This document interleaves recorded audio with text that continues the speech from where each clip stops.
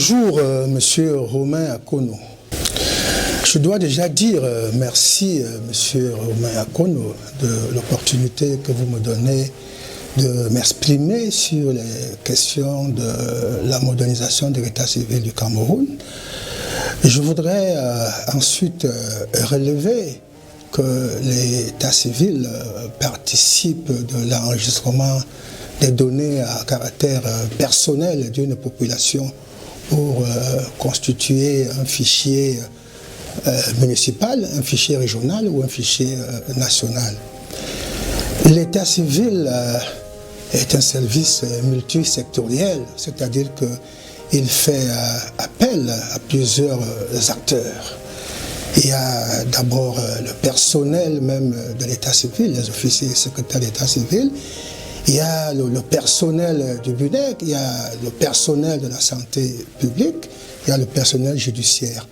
Et maintenant, il y a d'autres acteurs majeurs qui interviennent. Il y a les autorités administratives, il y a les autorités judiciaires, il y a les autorités municipales, les parlementaires, les responsables des formations sanitaires, les chefs traditionnels, les ministres du culte, les ONG, etc., etc.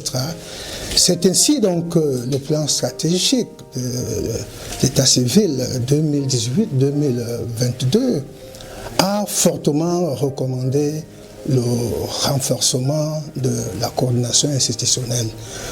Aussi, le BUNEC a procédé à la mise en place des plateformes de coordination.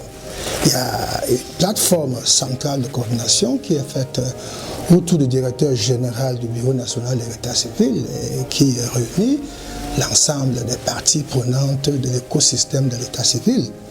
Il y a maintenant aussi 10 plateformes régionales qui se réunissent pas autour des chefs d'agences régionales du Bureau national de l'état civil. Quel est l'objectif? Évidemment, c'est pour permettre le partage de connaissances, d'informations et d'expériences.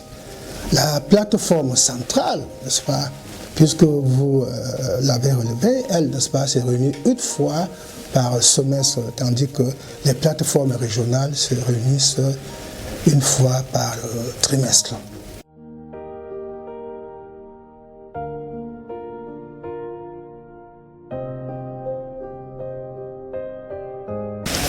Le Bureau national de l'état civil, j'aime bien le rappeler, a été mis en place en 2016. Et aussitôt, il a procédé à l'élaboration d'un chemin directeur d'informatisation avec l'appui de la coopération allemande. C'est cet outil, n'est-ce pas, qui permet la mise en place de la numérisation de l'état civil du Cameroun. Il y a eu des projets pilotes. Un premier projet pilote avec l'appui de l'Union européenne pour ce qui est des municipalités de Yaoundé. Il y a eu un second projet pilote avec le PNUD, n'est-ce pas, qui a permis la numérisation de 8 municipalités de l'extrême nord. Un troisième pilote, celui-là a été fait sur le financement de Mindevel et qui a permis la numérisation des municipalités de Vouri. Et enfin, n'est-ce pas, un autre pilote, n'est-ce pas, avec la coopération allemande et la coopération coréenne, lui, il a permis de numériser 20 communes, n'est-ce pas, du Cameroun. Et je le cite également, n'est-ce pas, la commune de Nitoukou, par financement propre, a pu être numérisée avec l'appui du Bureau national de l'état civil. Ça fait donc en tout 44 communes qui sont informatisées.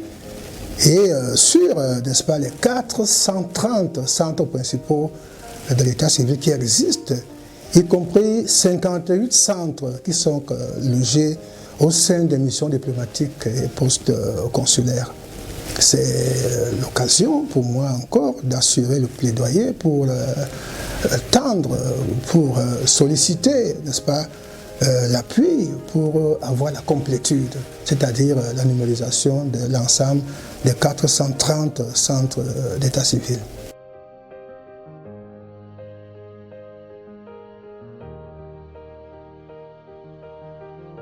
Le déficit, n'est-ce pas, identitaire n'est pas l'apanage du Cameroun, je dois déjà le dire.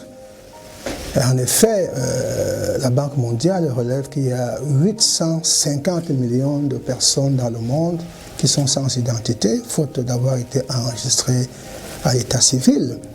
De même, l'UNICEF, n'est-ce pas, relève lui aussi qu'il y a 230 millions d'enfants dans le monde qui sont sans acte de naissance.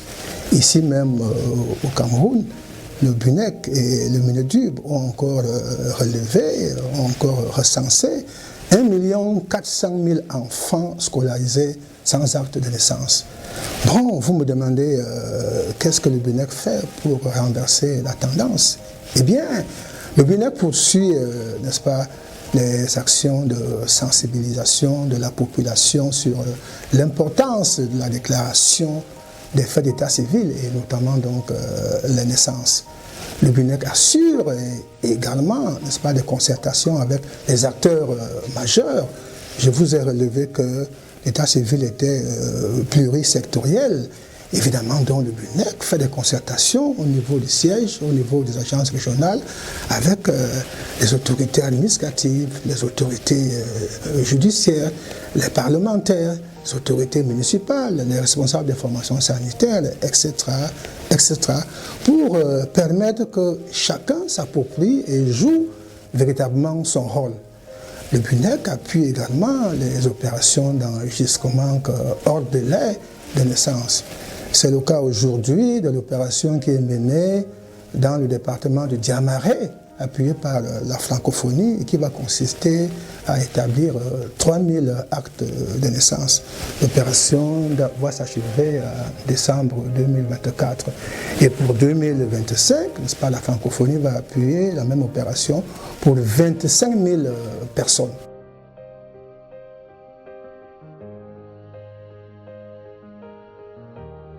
Vous avez compris que les grands chantiers du BUNEC sont la sensibilisation de toute la population, que personne ne soit laissé en chemin, que personne ne soit mis de côté.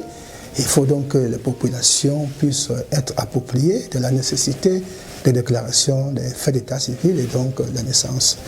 Le BUNEC va également poursuivre les concertations, n'est-ce pas, avec les acteurs majeurs que j'ai cités, à savoir les autorités administratives qui encadrent au quotidien les faits d'état civil, les autorités judiciaires qui interviennent notamment dans les jugements supplétifs à caractère état civil, les parlementaires, pourquoi ne pas les parlementaires pour évoquer les questions d'état civil à l'occasion de leur tournée parlementaire, les autorités municipales pour que celles-ci puissent assurer le leadership de l'état civil dans leurs ressorts territoriaux, les chefs traditionnels. Notre loi n'évoque aucunement les chefs traditionnels, mais nous savons tous qu'ils jouent un rôle très important pour la déclaration de naissance, déclaration de mariage, déclaration de décès.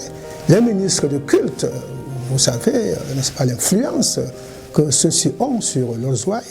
Ils jouent un rôle également important à l'état civil et les ONG qui accompagnent également l'enregistrement des faits d'état civil. Eh bien, c'est un chantier majeur de l'état civil. L'ultime chantier, c'est naturellement l'informatisation de l'état civil. Tout à l'heure, je parlais de plaidoyer pour que nous atteignions la complétude, c'est-à-dire que tous les 430 centres d'état civil principaux soient informatisés pour que l'état civil du Cameroun joue vraiment ses fonctions, ces trois fonctions. La fonction identitaire, la fonction statistique et la fonction d'interopérabilité, c'est-à-dire pour que l'état civil puisse permettre à d'autres secteurs d'activité de travailler et d'avoir des performances. C'est le cas de la carte d'identité qui doit être faite sur la base des données d'état civil. C'est le cas des secteurs de l'éducation, n'est-ce pas, pour que l'état civil puisse permettre la gestion, n'est-ce pas, des élèves, la gestion des étudiants. C'est le cas de la fonction publique pour ce qui est de la gestion des carrières, la gestion des concours administratifs. Le cas du ministère des Finances pour ce qui est de la gestion des salaires et des pensions du personnel de l'État. Et dans le secteur privé, n'est-ce pas, les assurances, les banques doivent également bénéficier de l'interopérabilité avec l'État civil. Merci infiniment, M. Romain Akono.